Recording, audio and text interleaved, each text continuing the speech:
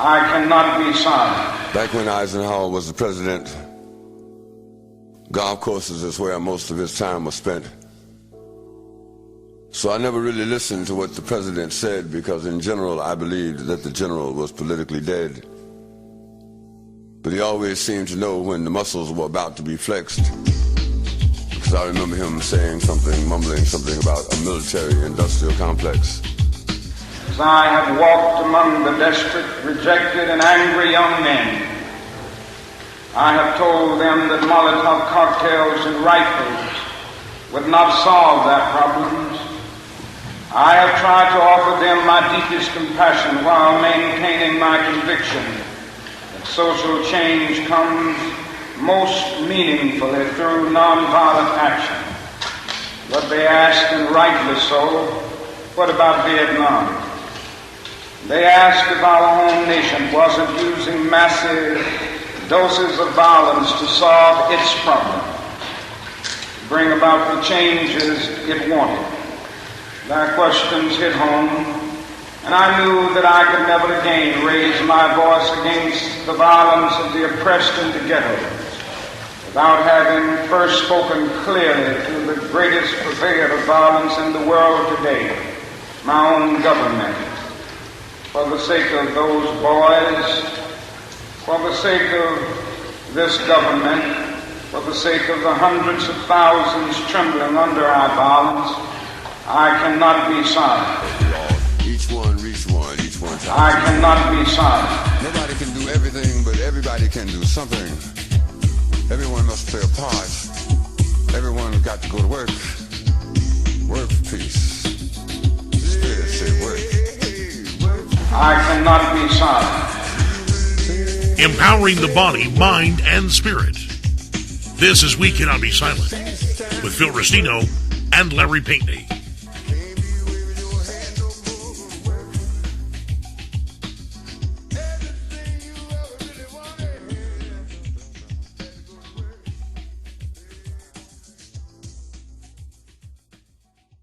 Our guest is Dale Pierce, and Dale is the father of Noah Pierce, an Iraq war veteran who saw and participated in the horrors of that war and came back to the States and was dealing with severe PTSD, and eventually it caught up with him, and he ended up taking his own life.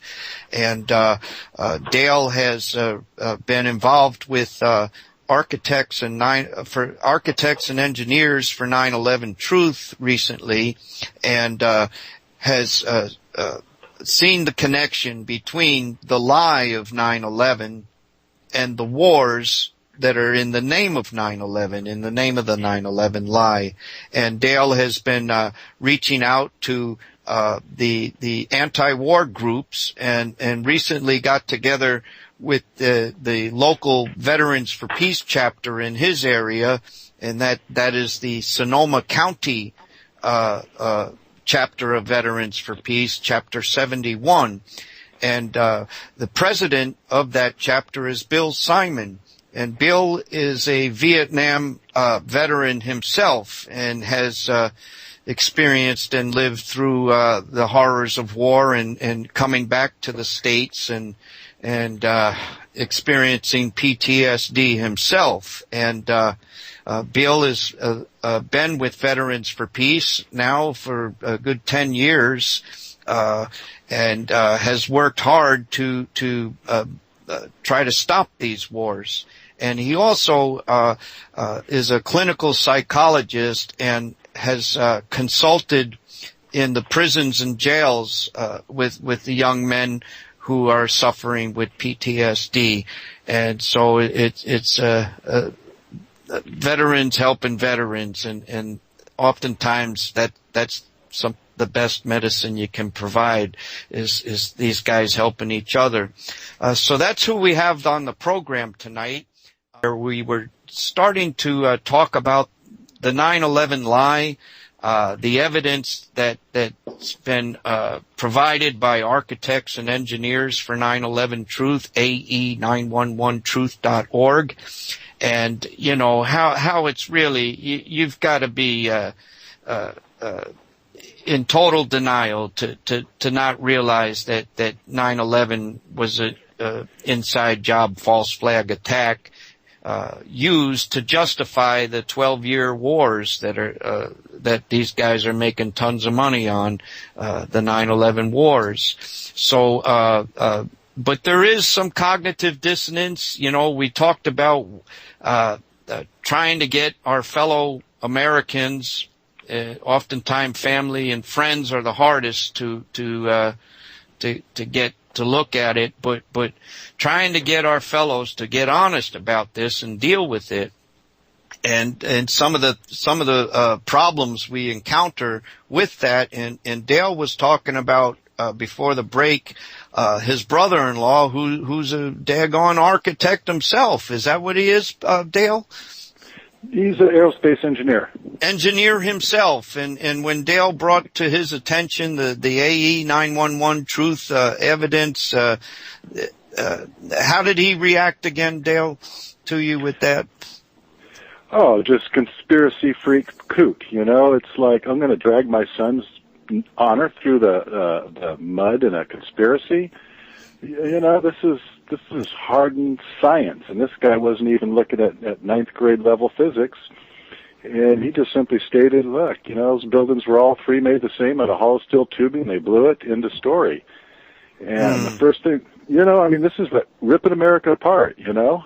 I had to go in denial about September 11th. When I saw those buildings fall, I knew. It's like, wait a minute, you know, I've worked in high rises. I've worked on oil rigs. I know what metal can do, and it's not going to collapse like that. But it just seemed too big, and I was caught up in the mindset after reading Palmyra Johnson's book that it was blowback. So I everything adjusted for years after that to the set of, you know, they just let it happen. But then I was approached by a rather smart man that was able to show me that there was just too many odd ends about it, and as soon as you started looking into it, you could see. But I had to go back into denial. It was just too much dealing with my son, and then the suicide and everything. And then once I met architects and engineers and saw the science, it's like, you know, something just has to be done. Absolutely has to be done, and it was unpopular. So when I approached him about it, I knew he'd be, you know, resistant, but, you know, no sympathy at all, no consideration of what my son did. And I realized there's got to be code of ethics against this. How can you be educated and make so much money, enjoy such a lifestyle, and be so callous toward what we've now engaged in, and that's illegal war? And I started looking at the code of ethics, and lo and behold, these engineers and architects have a code of ethics that's pretty stringent, and it calls for continually upgrading your education. And basically what these guys have done is they should have been our second line of defense. They weren't, except for the ones that signed the petition for a reinvestigation. These other guys sat on the fence. It wasn't popular. So instead of doing the right thing when nobody was looking, they're waiting for everybody to look, but it's going to be too late for them. They're in violation because, one, they didn't spot the fraud, and two, like my brother-in-law, he used his education to prolong the fraud. And even if you're going to believe that a massive building like number 7 can come down in free fall due to small fires, if you're going to believe that, you've had 12 years to change the building codes, and you haven't done it. So really, we need to, these guys need to live with that the rest of their life. We know who they are, from town to town, house to house. They've been approached, and they have witnesses to how they perceive September 11th. So either they were with us or they were against us. And it looks like there's tens of thousands that weren't with us. Well, I'm glad. This is what Larry has been doing. He was speaking of earlier when he was talking about his recent articles. We've got to call these people out. And absolutely. and I'm glad that this is the first I'm hearing of that ethics code that they're accountable for, and all of us are accountable for whatever our government does in our name. And there's ignorance, and then there's willful ignorance. I mean, the whole psyop of 9/11 was brilliant, and the media, it snowed a lot of us, and I didn't wake up until 2005, when somebody gave me a DVD, in plain sight, and I watched it, and I went, oh my God, and I got this feeling of it all making sense, and I got this feeling of, I'm responsible now. I need to tell others, and that's quite different from the response of your brother-in-law, the engineer, who was presented with this evidence and instead spun it back on you and threw it back at you because he didn't want to have responsibility to do something. People aren't really addressing the 911 issue, and I think I know Gage, I think it's Richard Gage. Gage, right? Yes.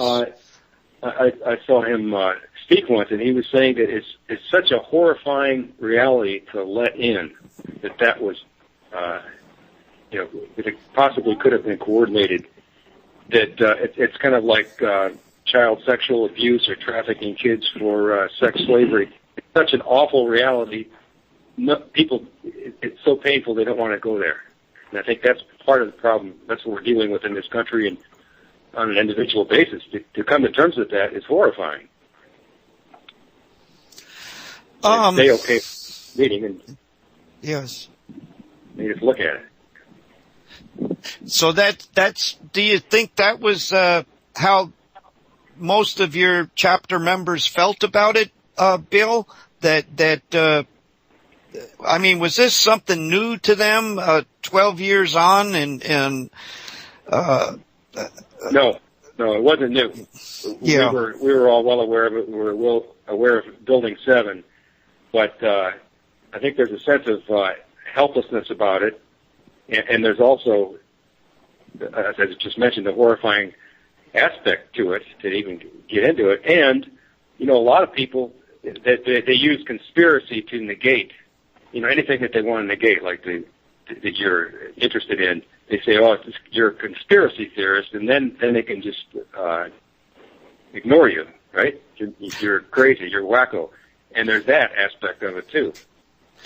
And that's the people who don't want to deal with it, who don't want to trouble their comfortable lives, and I believe that's a big part of it. Not, you talk about the cognitive dissonance where people have a hard time admitting it, and their whole world will collapse otherwise if they allow themselves to believe it. But I think there's a big part of the population that finds it a lot easier just to not deal with it and call anyone who does bring it up some kind of nut, so they don't have to look at the evidence.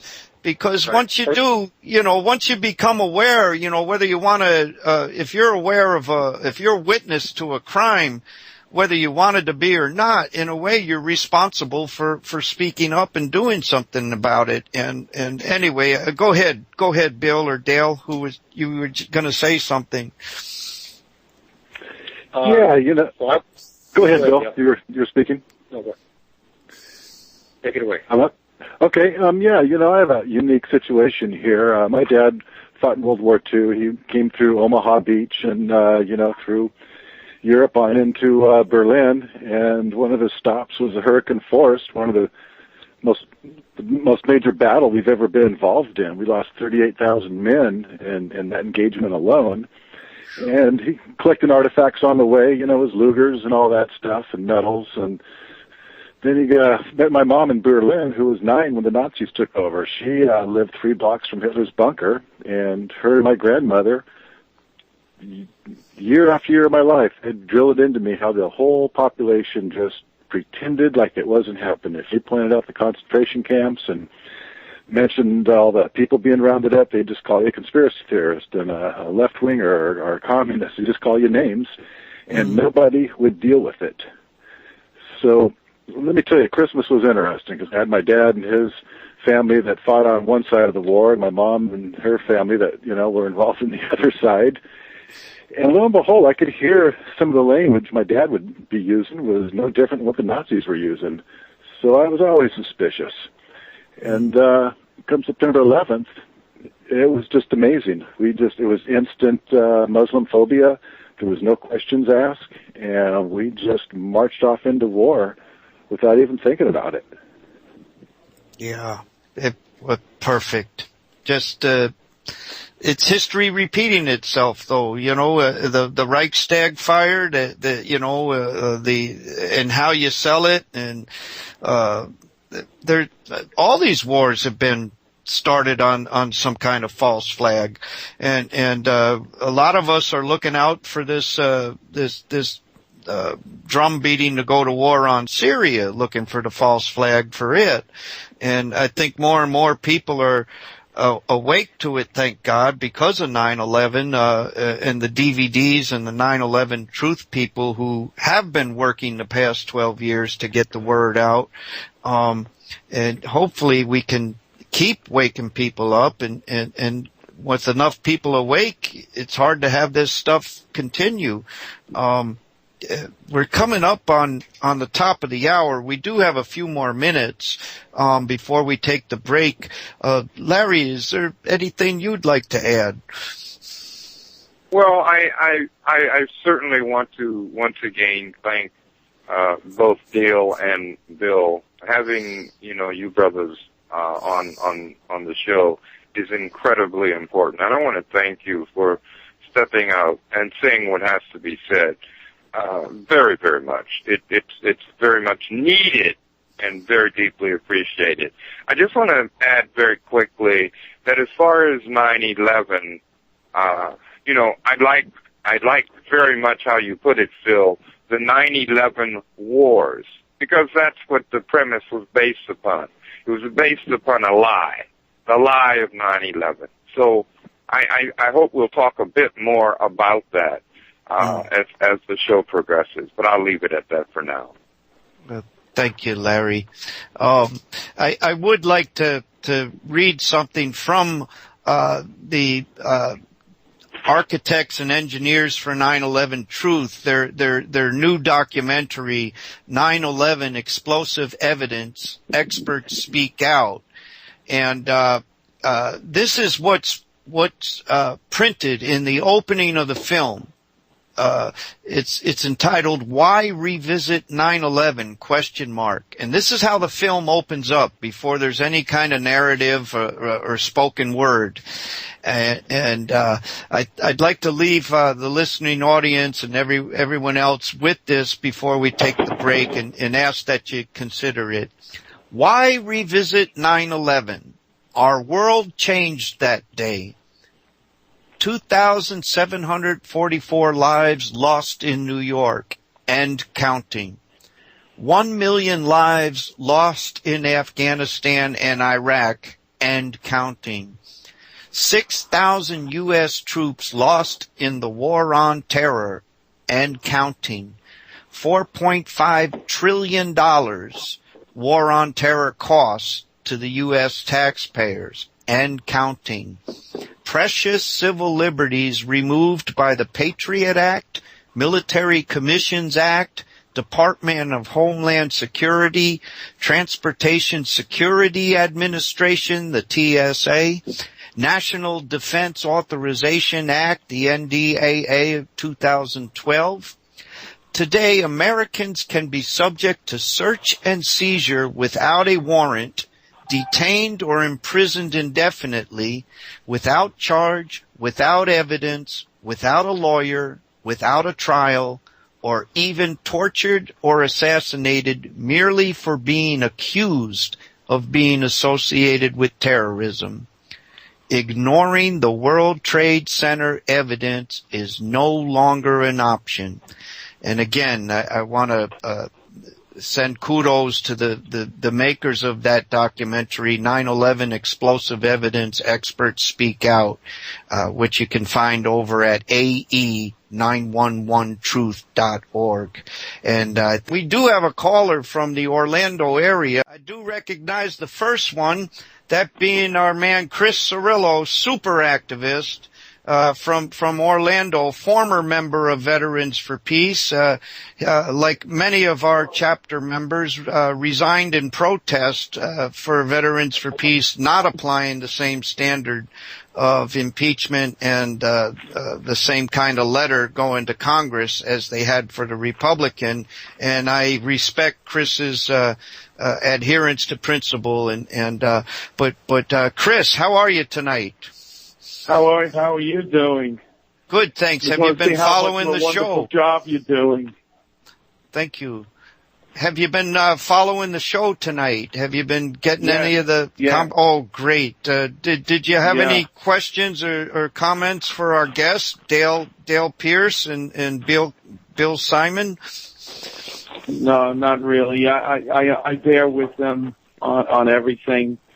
I mean, when I was in the Marine Corps, I had trained in demolition, and I also have 2 training certificates in thermite and thymite that was developed in New Mexico Tech back in 2001. We were the ones that developed it and were in possession of it, and the residue was discovered there at the Trade Center at the time.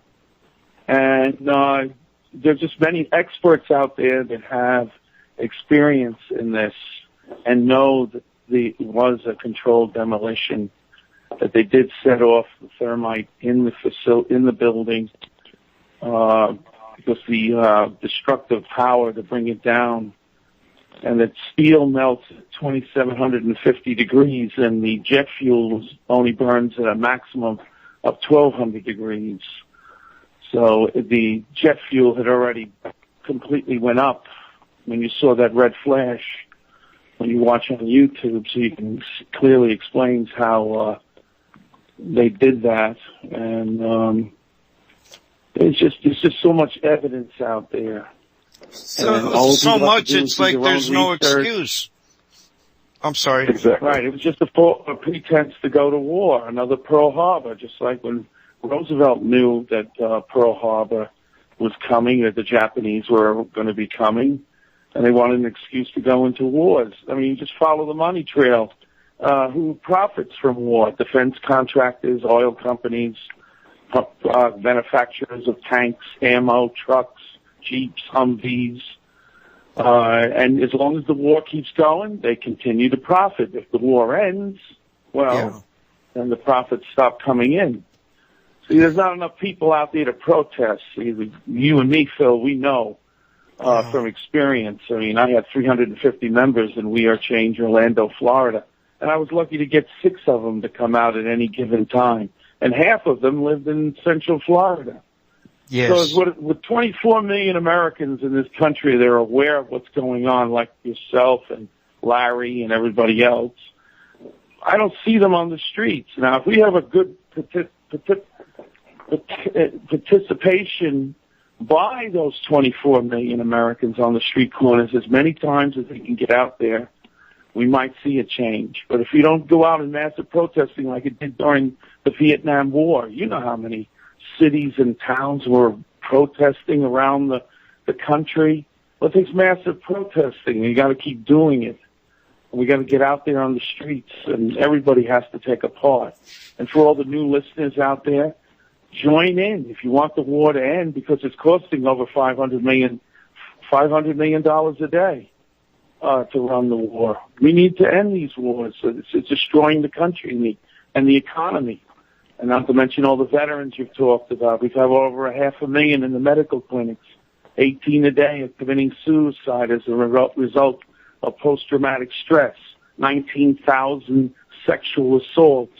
And only now the Defense Department is going to investigate. depleted uranium is increased, putting it in all the ammunition, and all our soldiers are being exposed with this type of radiation. It's an ever-ending. It just keeps going on and on and on, and it's frustrating. And I think the American people need to wake up and now take a part in this and stop these wars, because it's just going to escalate into Syria and then finally into Iran. Well, I have a question for you, Chris, if you don't mind. Yeah. Now, you mentioned that you were the coordinator of We Are Change, the Orlando chapter, and you did a heck of a job for years leading up that organization and having demonstrations every week and handing out DVDs, and just a brilliant job. And you were also a member of our Central Florida chapter of Veterans for Peace. You're a Marine veteran yourself.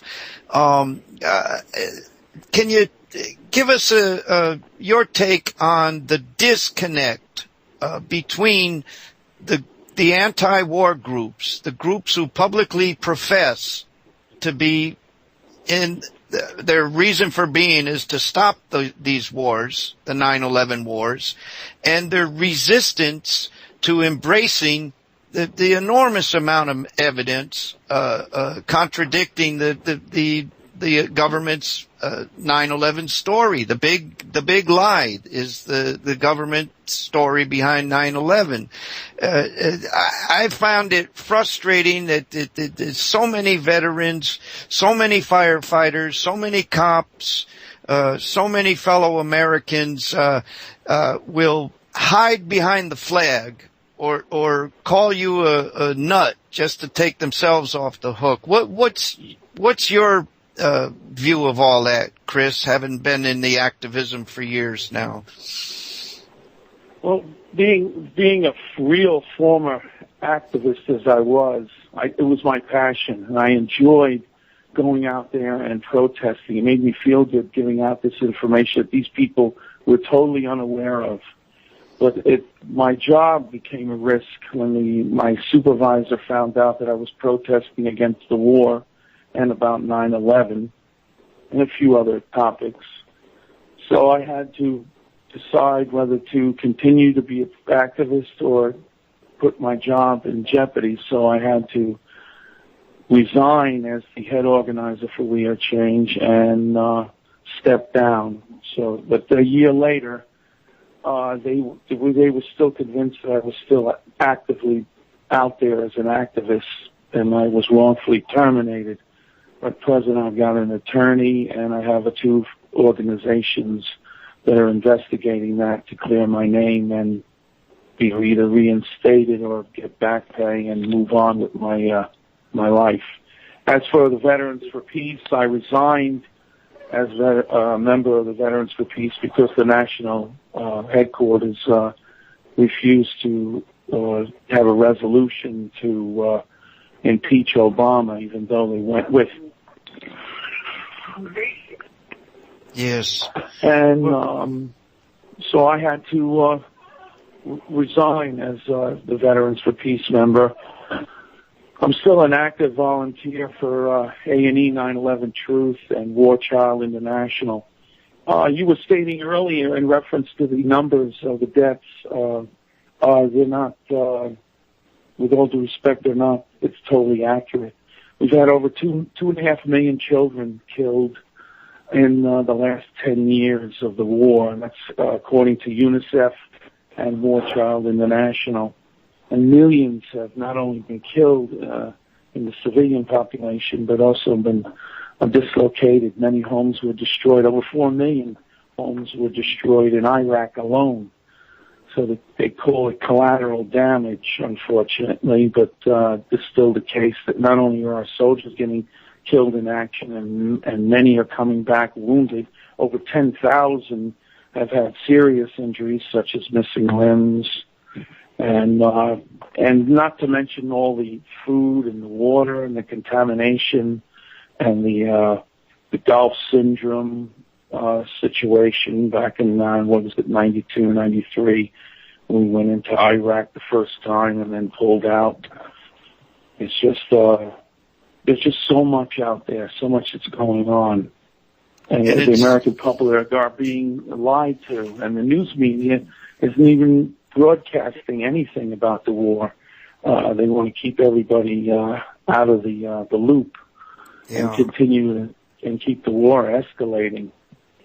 And well, it's I'm so proud of you, Chris, for becoming the media yourself, and that's really, we are the answer, and Larry Pinckney's been stating that for many years. You know, the answer is us. And he says, go out and reach one and teach one. And Chris Cirillo here, Central Florida, has been a brilliant example of doing that. And, I want to thank you, Chris, for all the good work you've done, and God bless you, man. If you don't mind, Chris, I think we have another caller we'd like to bring in. Yeah. Okay. Yeah. Well, thank you, and I appreciate that, and keep up the good work. And hello, Larry. How are you? All right. Thank you, Chris. All right, take care, Phil.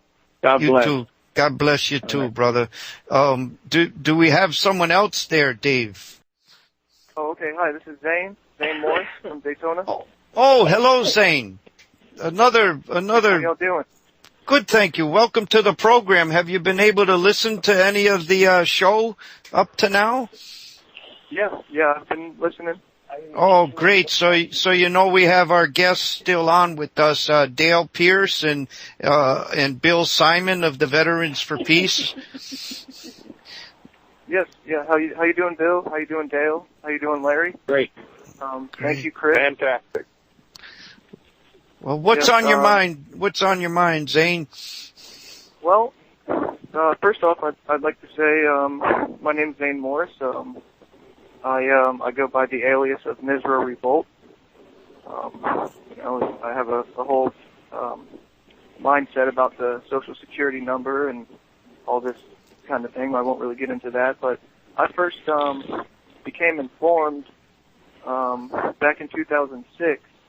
I had noticed that there was a protest group in Daytona, and I went down there, and that's where I first met Phil Rustino, and he gave me some of the 9/11 Truth DVDs, and I, you know, sat down with my father and we watched them, and the more that we watched, the more that we realized how we've been lied to and betrayed by our government as a pretext for these wars. So I was in the process of starting a political activist rock and roll group called Urgent Revolt, and I used some of the excerpts from Phil on previous radio shows and put in our CD and stuff like that, and just did my best and started to organize a protest in my town of DeBary, Florida, a little bit southwest of Daytona. And we ended up, you know, educating a lot of people that way by handing out the DVDs and things like that. So, again, I'd like to thank Phil because, you know, if it wasn't for people like Phil out there on the street corner handing out those DVDs, people wouldn't know. I mean, the only thing that I had known at that point was Fahrenheit 9/11, which, you know, I mean, that's just the tip off the iceberg on the whole 9/11 thing, you know, that's going on. Yes. And it's another example, Zane. Somebody gave us a DVD, you know, and you pass it on. And I'm so glad that you took to it and did the same thing. You did some real good work out there back then, Zane, and I'm glad to see you back in the loop here with us. Did you have any questions or comments for our guests or Larry? Yeah, a few things struck me earlier. Now, I don't know if y'all have heard, but there was an incident earlier today in Washington, D.C. A former naval, somebody who was in the Navy, had actually shot and killed 12 people in Washington, D.C. earlier. And I don't really watch the mainstream news, but I was flipping through the channels, and on ESPN, the Monday Night Football was on, and they had troops, you know, having a moment of silence for what had happened earlier. And I started reading about it, and they said that this guy had suffered from post-traumatic stress disorder, and that he had some former brush-ins with the law, and that they actually ended up, killing him as well. And I find it kind of convenient that it seems every time that there's kind of discord around the world or around the nation, or Obama or any president for that matter, Bush, wanting to go and wage war with another country, that these events happen, and it kind of brings people in together, and it's a way of programming the people's minds to justify these wars that they want to keep starting, and these occupations that they just keep building their forces in different countries. I just kind of made that connection. Yes, and there you go again. If they don't want you questioning the war, otherwise you're not supporting the troops, and that's so much of what the play on us. Did the guests want to say anything to that, Bill or Dale, Larry? Well, actually, I'd like to say that let's keep in mind, and Zane, I hear where you're coming from. I definitely, and I see you're dotting the I's and crossing the T's. Let's understand that we in the United States of America, live in the most violent society in the world. And it didn't happen that way by osmosis. It was designed that way.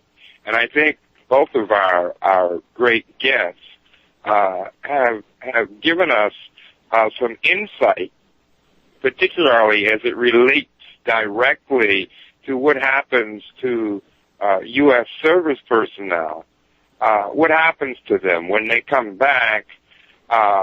They're either physically injured and or psychologically traumatized and injured. Well, what effect does this have? We have to ask ourselves, what effect does this have on our society as a whole? Because it does affect all of us. So I just wanted to sort of segue my comment with yours, Zane, because we're going to see whether this had anything to do with PTSD. I don't know whether this had anything, but I do know this.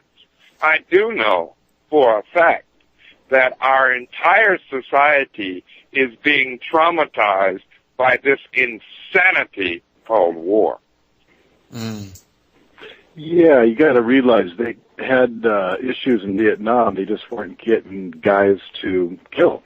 So they started, this is Dale, by the way, they started changing the training. They went to these videos, and they've gone from, I think it was like a 15% of soldiers would actually pull the trigger in combat. They've got that up to 97% now with these video games. They just desensitize you so much. But the thing is, they can't turn it off.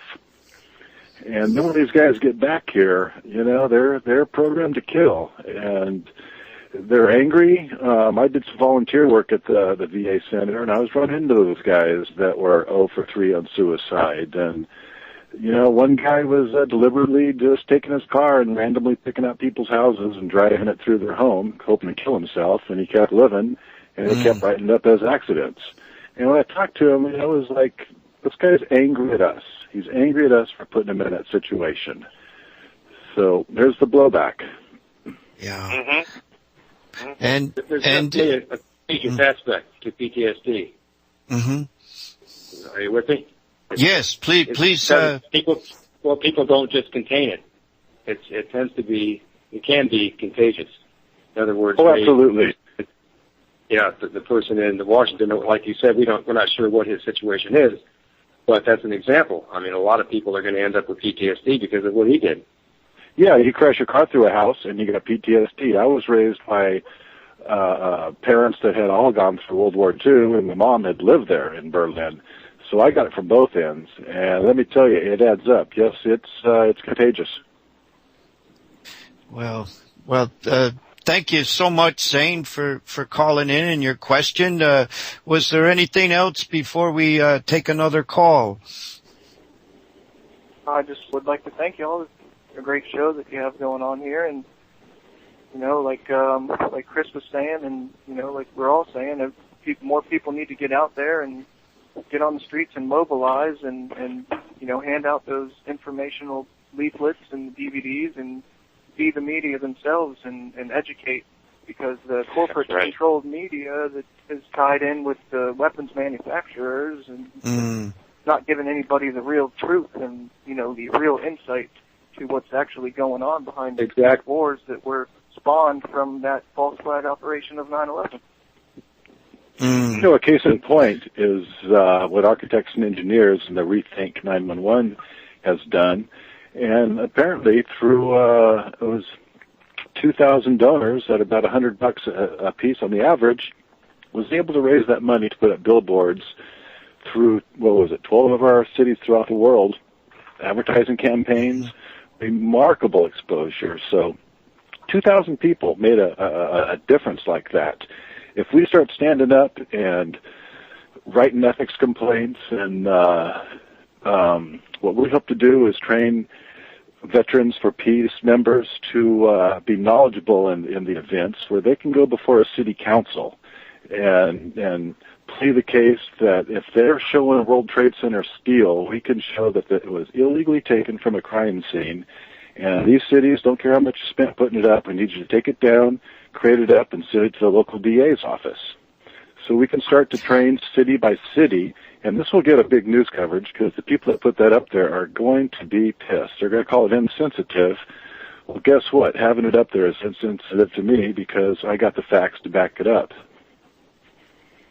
Yes, and we got to just start calling this crap what it is. And stop sugarcoating things, and stop worrying about what people are going to think, and calling people out. And it's happening. It's happening. There's those of us in Veterans for Peace, that have been, calling out, the organization as a whole.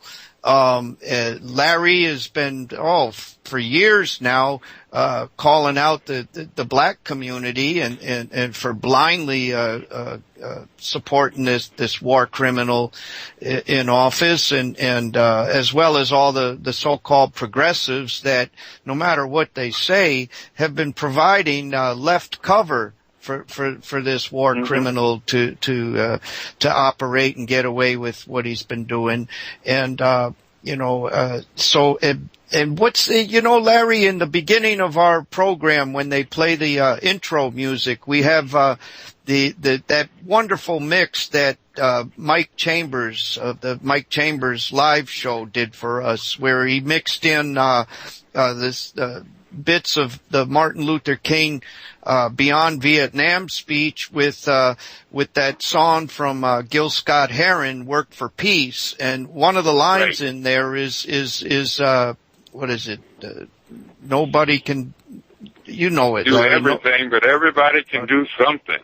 And that's why in every column that I write, whether it's in Trevor Report or Black Commentator, at the end of every column, I say, each one, reach one, each one, teach one. And that's really what it's all about.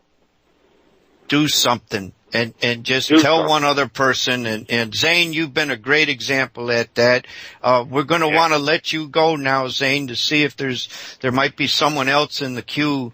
Thank you so much for listening and calling in, and for all the good work you've done over the years. And I'm glad to see you back in the loop here. Thanks, Zane. Thanks, Zane. You too. Dave, do we have any other callers in the queue? Yes, you do. You have John Z in the call. Okay. Hello, John. Hey, can you hear me okay? You're kind of echoing. Are you on a speakerphone? I'm on my cell phone. You know what? Let me call you back. Oh, there was kind of clear. Okay. We're going to have John. Maybe you can tell us where you're calling from. Calling from New York. Well, welcome to the show. Have you been able to listen so far? Listen in. Yeah, I've caught the second hour. Oh, good. Well, so we have two guests on tonight. Dale Pierce, whose son was an Iraq vet who suffered from PTSD and eventually took his own life, and then Bill Simon, a Vietnam veteran who's with Veterans for Peace, and got together with Dale recently to bring 9/11 truth to the anti-war community and try to connect the dots here. So that's where we are. We're going to turn it back to you, John. You can let us know what's on your mind tonight. Well, let me just say, I know Dale is going through a fucked up time right now, so let me just say, I feel for you, man. I've been to Iraq and Afghanistan. I've been through 2 wars. I know what PTSD does to you. I've also tried to kill myself twice, so I've been down that road. What makes it so much worse in the military is when you bring up the subject of suicide or just being fucked up from the shit you see, is that you can't really speak your mind, because if I say I'm going to kill myself, they immediately restrain you. Usually they restrain you and they put this fucking collar on your neck. It's basically like a life sensor. That thing was so fucking annoying. But, so you either wind up wanting to kill yourself more, or you just resent everyone around you because no one wants to listen or hear you out. You may say they want to listen, but I don't believe that. At least for 90% of the people there. Wow. There was a story not too long ago where a soldier went up to his commanding officer, said he was thinking about suicide. They said, "Here's your weapon, go clean it." And what did he do with it? He shot himself. So. Jesus. Well, man, I'm glad you tuned into the show tonight, John, and that you called in. Don't leave us here. I'm just saying I'm glad you called in, and welcome, and welcome home, brother. Like I said, we have one of our guests who's been through the war himself, and that's Bill Simon, hopefully is still with us. Bill, did you want to say hello to our caller, John from New York, Iraq vet, Afghanistan vet? Well, I'd just like to say welcome back, and hang in there, get help if you can find a place to get it. Are you in touch with the VA? No. I have a whole mess of problems to deal with. That's the last thing on my list. Well, I feel for you, man. I mean, I was talking to a tunnel rat a couple years ago. It was when he had a train platform, and he was telling me all sorts of crazy stuff over there. CEO strung out on heroin and all sorts of crazy crap. Jeez. Well, this is something, and I'm glad you're speaking up, and I hope you don't leave us here just because I'm saying that. And Larry, you've been through some hell with prison and all the violence that goes on in there. You were a prisoner of war? Larry Pinckney is a former Black Panther, and like so many of the Black Panther party, the original guys back in the 60s and 70s, they were set up and either flat out murdered or set up for prison, and that's what happened to Larry. And Larry has seen a lot of violence himself in the prisons, and Larry, do you have anything to share with or ask our caller, John, returning war veteran? Sorry. I just want to say this, John. What you are saying, bro. Yeah, war is despicable, It does horrible things to human beings. All right? You know this. I know this. I spent 10 years in solitary confinement and in general population and chained and treated like a dog. Okay? But you know what?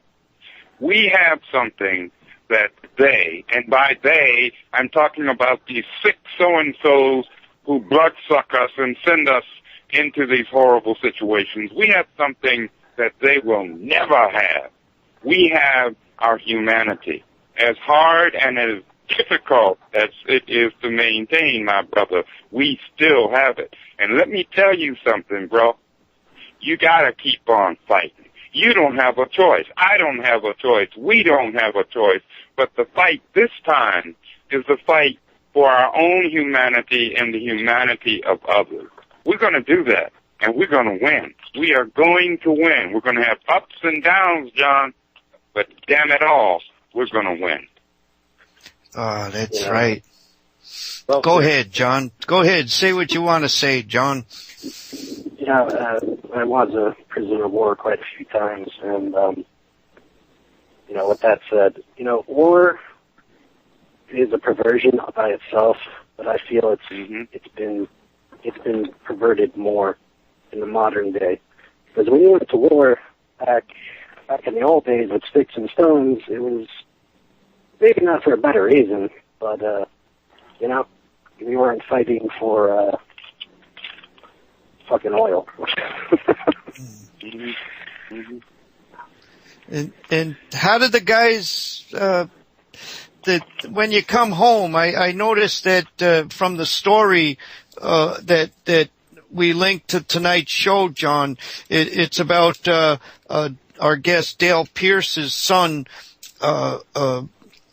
Noah. And there's an article entitled "The Life and Lonely Death of Noah Pierce," and how he came back home like yourself, experienced all that, and man, he had a hard time adjusting. And it sounded like he didn't, from this article, I don't know, maybe Dale could share a little more on it. It sounded like he didn't have other vets to talk to, and I know yeah. I know.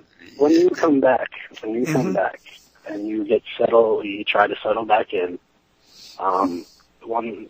there's two things that are immediately obvious. One, the people that are saying they're there to help and talk to you haven't been through it, and therefore they're only helpful to a point. And then the second thing that's immediately obvious is that the people that have been through it, 90% of them don't want to talk about it. Or you can't find them. Because, there's a lot of stuff going up in my head. I know I can't talk to 99% of the people out there because they'll think I'm crazy or I'm a loon, Yes. So it's a cycle that I don't want to say that doesn't have an end, but it's kind of like a pit. You really need to. It's hard to climb out of it, It really sucks. Yeah, John, this is Dale. I can relate. That's exactly what my son went through. There was just not any type of welcoming committee at all to want to hear the experiences that you guys went through, because it went against the big lie. They'd have to deal with it, and that would interrupt their football game or their ballet lessons or whatever the hell they got going in their important lives. There was just no one to talk to, and what I'd like to do is bring you guys in. I mean, here's where our fight is. We've got to bring guys like you in and get the Veterans for Peace to recognize what's going on and make a welcome situation for you guys, where other veterans that have been there and done it are waiting for you. And we can change the upper top of this Veterans for Peace and recognize that these wars are 911 wars. So I'd really like to ask you to hang in there and help us, because what you have is just unbelievably valuable. If you were to be able to go before a city council and, man, they remove that metal out of that yard and logically explain to them why, with the backing of 911, that would be powerful. Well, yeah, just hang on, John. You called in tonight for a reason, and And I know, again, I'm not a war veteran. I'm a peacetime veteran myself, but I do remember seeing the Vietnam guys come back, and a lot of them, a lot of the Vietnam, vet centers didn't really start to pop up until years after, if I'm not mistaken, Bill. Really saw them mostly pop up in the 80s. And I do know that it was guys like yourself, veterans helping veterans, like no one else could, what's your recollection of that, Bill Simon? Well, there wasn't much happening at all. I mean, there wasn't even a diagnosis of post-traumatic stress disorder until it was like 83. In terms of what John's going through, the isolation is not good, and the fact that you called, you're reaching out. That's a good thing. That's empowering, and I encourage you to do more of that. I wouldn't call it reaching out. I would call it more sharing. Okay, well, you're connecting. Well, whatever you call it, man, we're glad you did it. And Phil, let me say this, if I may, it's Larry. Hey, Larry. John, we are indebted to you. We are indebted to each other. I want to emphasize that, bro. I want to emphasize that. And I'm going to say something that is hard for some men to say, but we got to start understanding this. We love you, man. You dig it? We love you because we know and understand to the extent that we can. Each of us going through our own experiences of hell, if you will. We love you because you're continuing to struggle. And you're not alone, damn it. You are not alone. I don't give a damn. I can't speak for everyone. I can only speak for myself. But I can tell you that one of my I come from a family, John, of school teachers, farmers, and military. My closest relative happens to be a Vietnam vet. When I say closest, I mean the relative I'm the closest to. We've known each other for many, many years. I knew him when he was in the Nam. Okay, my point is that after all these years, I'm beginning to understand, and he is beginning to understand, that we were always on the same side. Always. And we're beginning to share and find out what the true human spirit really is all about. So all I can say, my brother, is, as we would say, a luta continua, continue. I'm trying to keep from cursing on the air, so let me just restrain myself, restrict myself, and say to you, my brother, please stay strong. Don't ever give up. Thanks, Larry. Well, Larry is, as I mentioned earlier, a columnist for the Black Commentator, and there was an article a few years back by Paul Rockwell that appeared in the Black Commentator. The title of the article is "Welcome Home, Soldier. Now Shut Up." And I think that's good reading for those of us who want to try to understand a little better what these guys might be going through coming home. And again, the name of the article, "Welcome Home, Soldier. Now Shut Up." And it might make for a good discussion with folks, something to pass along. John, is there anything else you wanted to share with us? Please go ahead. No, I think that's about it. I appreciate you guys taking my call and listen off there. So take care, guys. You too, John. You too. And welcome home, brother. Hang in there, and you got friends. Hang in there. Dave, is there anyone else in the queue? No, sir, there's not. All right.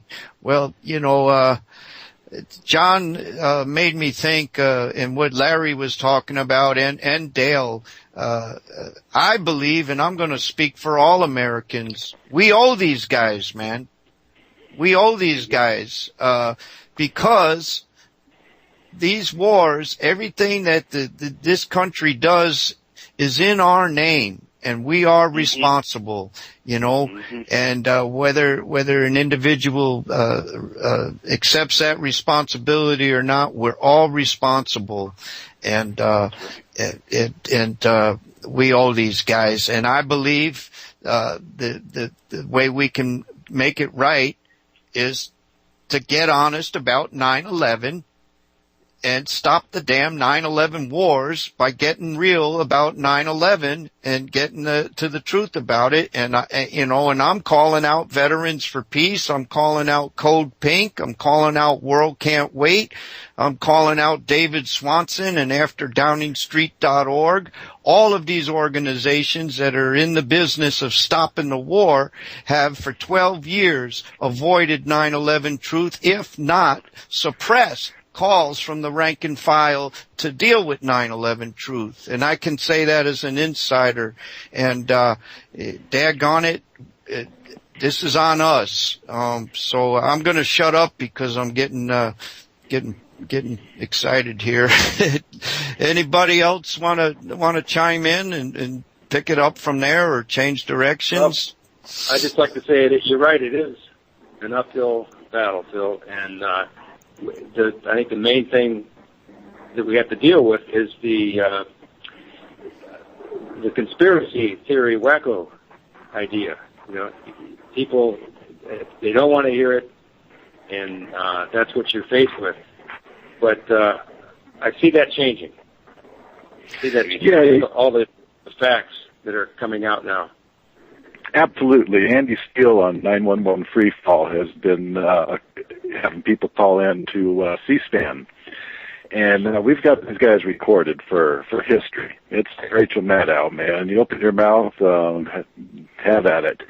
I mean, these are senators, John McCain, and on, and their ignorance toward September 11th and their callous behavior toward callers. They're calling in with illogical and technical questions, and they're just shut off like wackos. Well, these people are going to be exposed and have to live with this the rest of their life. The Bill O'Reillys, the Rachel Maddows, the Ted Nugents, they can make all their money. They're going to be isolated in some of those little place that's as unpopular as herpes.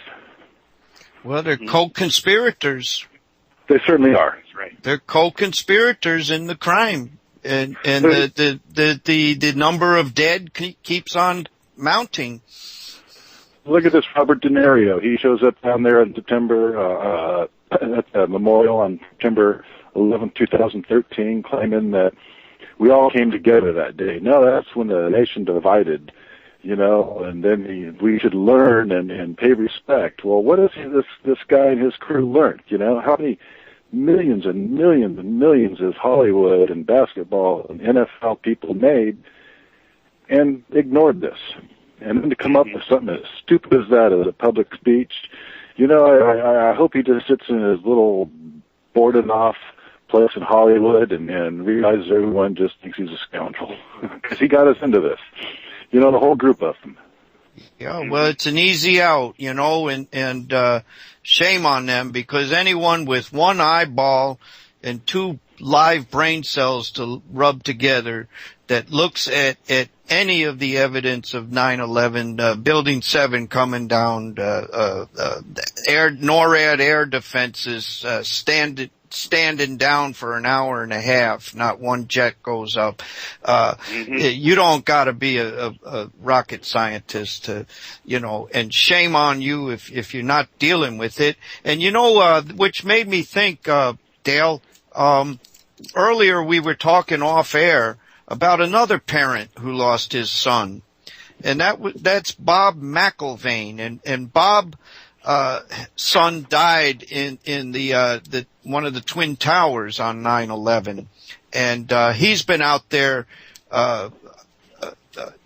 with 9/11 truth, trying the same thing, trying to be heard and trying to get the fellow Americans to get honest about it and deal with it.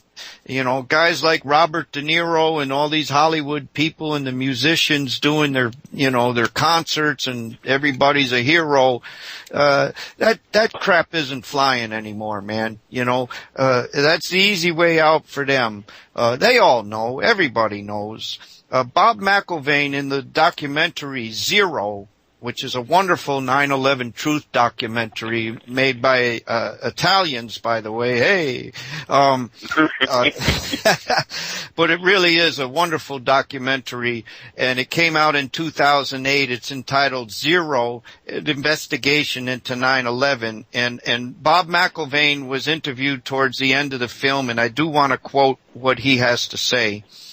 I'm not a conspiracy theorist. I'm a parent looking for the murderer of my son. And you'd have to be a moron to think that 19 Arabs did it. Again, my dogs know better than that. So that's very important. Put yourself in my shoes and think of your child being murdered, and you've never had an investigation. Well, how would you feel if they refused to investigate the murder of your child? And this story has to be told.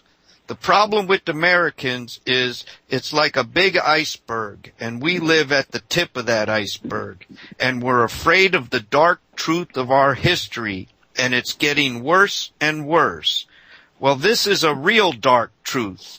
It will pull the whole iceberg down, but then hopefully it will rise back up. But we have to learn the truth, or this country isn't worth anything. All that history is lame, and the American people should be ashamed of themselves for not seeking the truth. And that's from Bob McIlvaine, parent of Bobby McIlvaine, who was killed at the base of one of the Twin Towers as a result of the building, the lobby, bombs in the lobby exploding, the marble on the wall outwards, and it decapitated, a piece of it decapitated his son as he was walking into the lobby. So, there you go for, kerosene-based jet fuel, taking the towers down. Anyway, do you guys have anything to add to that? I agree 100%. Oh, yeah. Well, we owe these guys, man. There's no excuse for not knowing. There's too much information. It's been too damn long. Our troops are killing themselves because they can't take killing these innocent people anymore. This is on us, man, and no excuse anymore. That conspiracy theorist label, you know, that ain't an excuse anymore. We got to get honest about it. Geez, you guys have been on with us for 2 hours. How you holding up? Great. Thanks. Feels good to be part of this.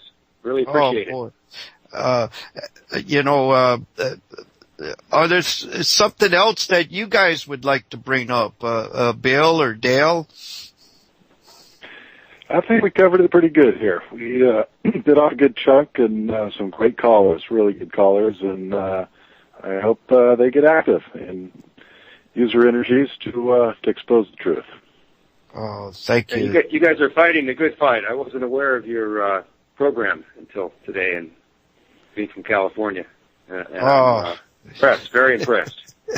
Well, we're glad to be on here, and again, we're glad to have you on as guests. A couple of months ago, we had some VFPs from San Diego, Bill, part of that Hugh Thompson chapter down there. But they're also involved very much in the San Diegans for 9/11 Truth, and they also believe that you know, the wars are in the name of 9/11, and 9/11 is a lie, and until we deal with the 9/11 lie, we're not going to end these 9/11 wars. And I highly recommend going to their website, sd911truth.org, and there's one 4-minute video there, 10-year anniversary SD 9/11 Truth Outreach at the USS Midway, and it'll break your heart. It really will. Speaking of Veterans for Peace, Veterans for Peace at its 2009 National Convention passed, and again, this was after a few years of trying, passed a resolution calling for a new investigation into 9/11. And, you wouldn't know it from the national, leadership of Veterans for Peace, because they never mention it, and, we've got to get on them. We've got to hold our leadership to account, just like, union members have to hold their union leadership to account, just like American citizens need to hold our members of Congress to account. Those of us in these organizations need to stay on our own and make sure our own organizations are doing the best that they can. Please, if you want to find out more about the Veterans for Peace resolution calling for a new 9/11 investigation, you can find it on YouTube, and just type in Veterans for Peace 9/11 investigation, and you should find the YouTube there. And Dale, you mentioned earlier that you wanted to start approaching city council meetings. And I did want to say that we have a fella here in our Central Florida chapter who's been very involved with that in the city of Gainesville, Florida, where he's been he and others have been presenting all kinds of 9/11 evidence to the mayor and the city council. And his name is Harold Save, and you can find him on the internet too. Just go to SAIVE.com or .net, and you'll find his websites and lots of videos of him going to the Gainesville City Council and putting them on record for being presented with the evidence. And I do want to, I know we're running a little over time, and Dave usually lets us do that, but I want to share with you a very important piece here. Harold in Gainesville and Bob Tuskin, another independent journalist up there, when that crazy preacher wanted to burn the Koran a few years ago, because there was this hype about a mosque being built on the hallowed grounds of Ground Zero in New York City. Harold went out there and tried to meet with that reverend in Gainesville, Reverend Jones or Pastor Jones, and actually went to the city council before this 9/11 event was going to happen up in New York City, and showed the actual confession of Larry Silverstein on public TV, saying that he had ordered the destruction of Building 7 that day to be demolished. And Harold made the point that the only credible admission to destroying any of the World Trade Center buildings came from a non-Muslim. And the other one that the government presented was a Muslim who was waterboarded 183 times. So that being the only credible admission on record was the actual leaseholder of the building, a non-Muslim. And this ain't the rest of the story. A couple of us from Central Florida went up to New York City to bring those spotlights up for the 9-year anniversary. There was 3 beams of light that year, one of them for Building 7. And that was at the 9/11 Truth Conference. And I do want to say that Deborah Sweet of World Can't Wait and Cindy Sheehan and some of the other people from the anti-war community were sitting in the row in front of me on Friday night, September 10th, and at that 9/11 Truth Convention. And they damn well know that 9/11 was an inside job. That very day, Richard Gage and Senator Mike Gravel were at the National Press Club announcing the peer-reviewed paper proving that there was nanothermite in the dust, and there were also conferences with the 9/11 victims' family members. And so the next morning, there were thousands of people on one side of the street saying, we shouldn't have a mosque there, boo-hoo on the Muslims, and you could call them Tea Party people or whatever. And on the other side was Deborah Sweet and Cindy Sheehan and all them with the anti-war groups, saying, how dare you, you're racist and all that. Now, 3 blocks down in front of Building 7, here, these people, Mike Gravel, Senator Mike Gravel, Richard Gage of Architects and Engineers, the family members of 9/11 victims, were in front of a microphone, and 3 blocks up the road were thousands and thousands of people with the media cameras from all over the nation and all over the world. And Deborah Sweet and those people could have walked 3 blocks down and had the whole world's cameras following on them, and said the only credible admission to bringing down these buildings is from a non-Muslim, so this whole thing's moot. But it was more important for them to argue with the Tea Party people. And, and this is what we're dealing with. We gotta tell these stories. We gotta report this. We gotta out them, and people need to know this. And we can't get these leaderships of these anti-war groups to continue to suppress 9/11 truth. Can you imagine if they did that? I'm sorry. Go ahead, Larry. Phil, I would say very quickly, the so-called anti-war groups. Let's be honest. Let's keep it real. They are not anti-war. They are opportunists. All right, and I'm talking about their misleadership, their so-called leadership, their so-called anti-war. Of course, they would prefer to get in the quote-unquote limelight for supposedly fighting racism. Well, what's more racist? What is more racist than war? What is more devastating? What is more callous? What is more perverted than war? Okay, so I have to call them out for what they are, and as I've been doing for years, the so-called anti-war groups.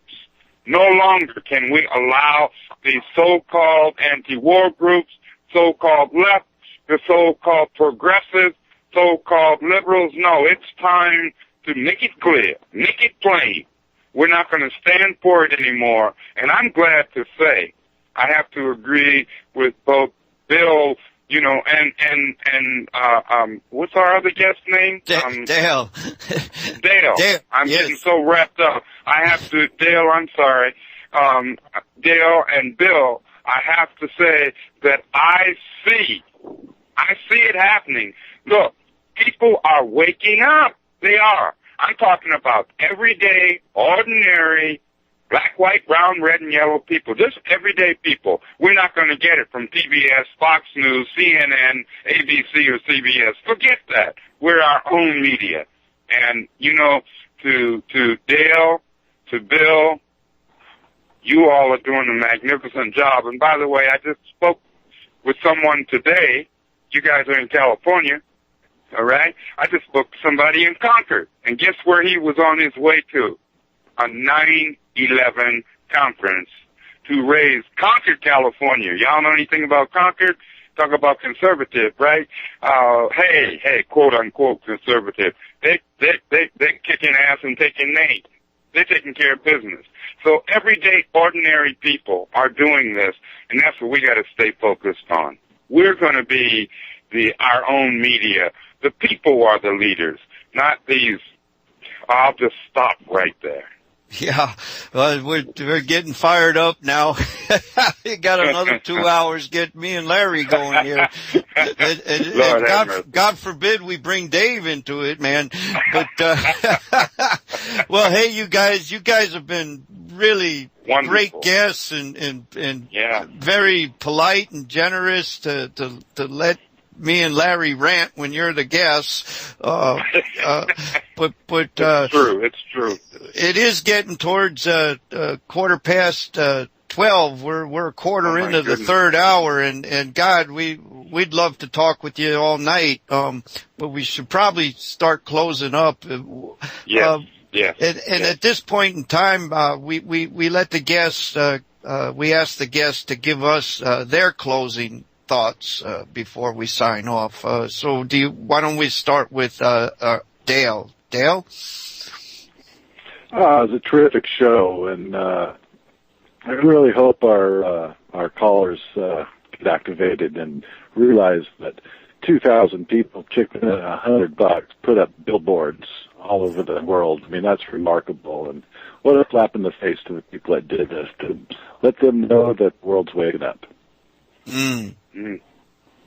Well, thank you so much, Dale, for coming on, and before we let you go, I do want to ask, is there anything that you have coming up personally, or is there any website or other thing you want to ask our listeners to check out? Yeah, actually, Tony Rook, he's a attorney and film producer, and he recently won a court case with the BBC on not paying the tax, and was able to show that they did the infomercial there, the number 7 collapsed in 25 minutes before it collapsed due to structural failure. I mean, wow, what an infomercial. So anyways, he's going to come in out here to film Richard Gage, myself, and my mother, who will testify what it was like living under the Nazis and how everybody just lived in cognitive dissonance as the Nazis took over, much like what we're doing. And then I'll be describing my wanting to file an ethics complaint against these architects and engineers for failing America. Wow, that's great. Now, will we be able to follow your progress with that on perhaps the Architects and Engineers for 9/11 Truth website? Absolutely, yes. They're leading my lead on this, you could say.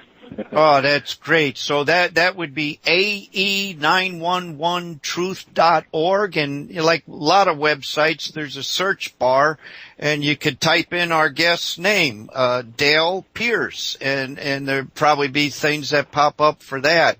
And and the other thing that one of those rethink911.org banners or billboards is right there in New York City in Times Square, and it's huge. It's one of those big, huge Times Square billboards, which will be up there for the entire month of September, if I'm not mistaken. And folks, you don't have to buy a big billboard. You can even get yard signs and bumper stickers by going to rethink911.org. And they even give you download images where you can have them made at home for less money if that's what you wanted to do. So ae911truth.org, and let's keep bringing the truth out. Thank you so much, Dale, for joining us. And thank you, Dale. Thank you so much. It's been a total pleasure. We'll talk soon. Great.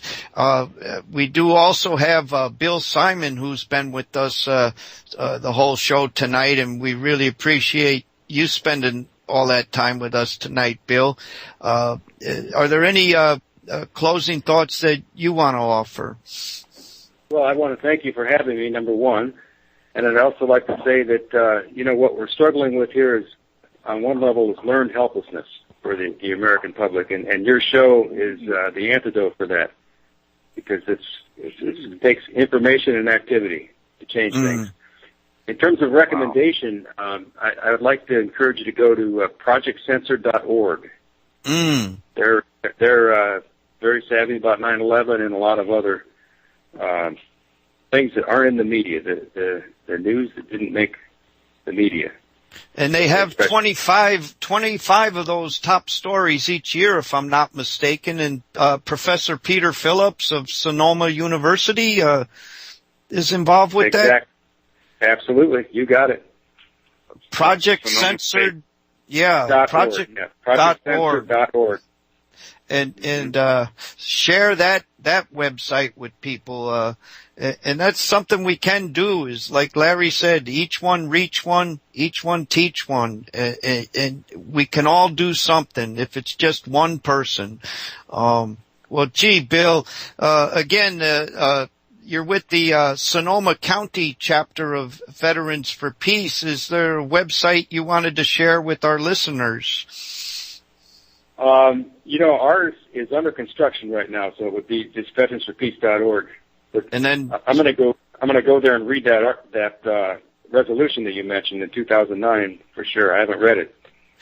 And it's also on YouTube as well, where it's narrated on YouTube, like a 2-minute YouTube video, Veterans for Peace 9/11. Yeah, it's 2009 it was passed, and still not many people know about it. So it's something that you know now, and hopefully you'll pass it on to your fellow VFPs out there, and we'll do the same on this end. It'll be on the next agenda. Oh, thank you, Bill. We want to thank Bill Simon of Veterans for Peace, a Vietnam veteran who's helping other veterans, and thank you so much for joining us. Larry, would you have some closing comments? All I can say is I want to thank both of our guests. I want to thank Dale, and I want to thank Bill, and I want to convey to Dale, whom I almost called by his son's name, Noah, but his son's name is emblazoned in my mind. I want to say to him that I can convey my deepest condolences, but I also convey to him my determination to both of our guests. Both of you are fantastic. Thank you so much for putting up with Phil and myself, because I know we're hard to put up with. I know we are. But thank you both so very, very much. Stay strong, my brothers. Stay strong. Thank you for being on We Cannot Be Silent.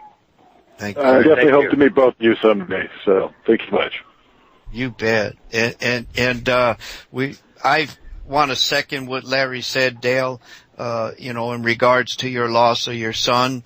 And I too, take that as more reason to fight, and get the truth out and get justice. There's this saying that We Are Change has, if you want peace, demand justice.